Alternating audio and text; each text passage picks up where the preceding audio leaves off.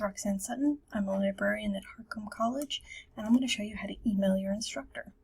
So this is a very typical inbox of a G Suite account.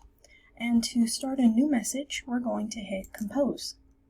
Now, you can start typing in your instructor's name, and if they're affiliated with Harcum, their name should start being looked up in the directory.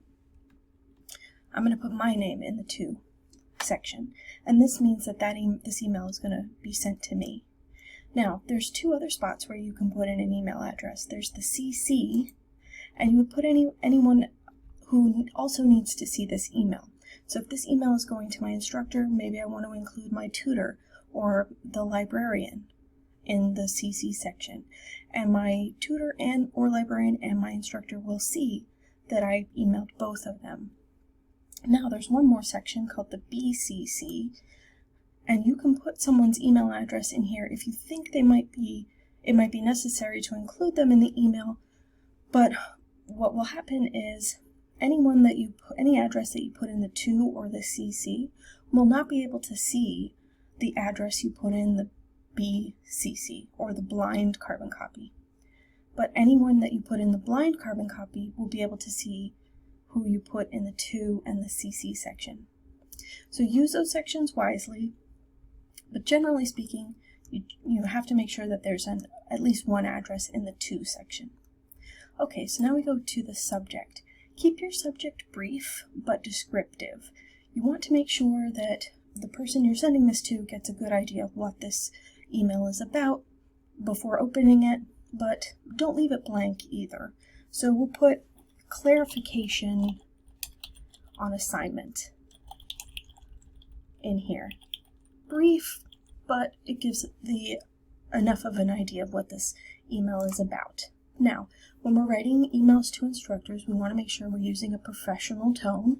So we're not going to put in something like, look, I don't understand the assignment. No, we're not going to write the email like that. We're going to use professional business communication. So we'll say something like, hello, Dr. Smith, comma, and we'll start our message on the next line.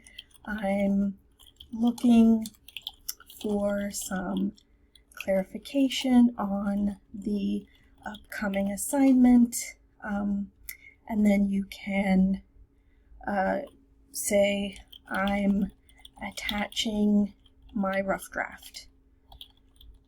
And then if you are in fact attaching a document, you can click on the little paperclip icon and bring your document and attach it to this email. Then when you're finished your email, you would put a closing salutation. So you could say something like warmly or warm regards or sincerely, and you would sign your name at the bottom. And so you'll notice that my email is not very long. It's concise. It gets right to the point, but I'm using a very professional tone. And then when you're all done, before you hit send, make sure you proofread it one more time. Just read it through one more time. Make sure your spelling and grammar and punctuation are correct.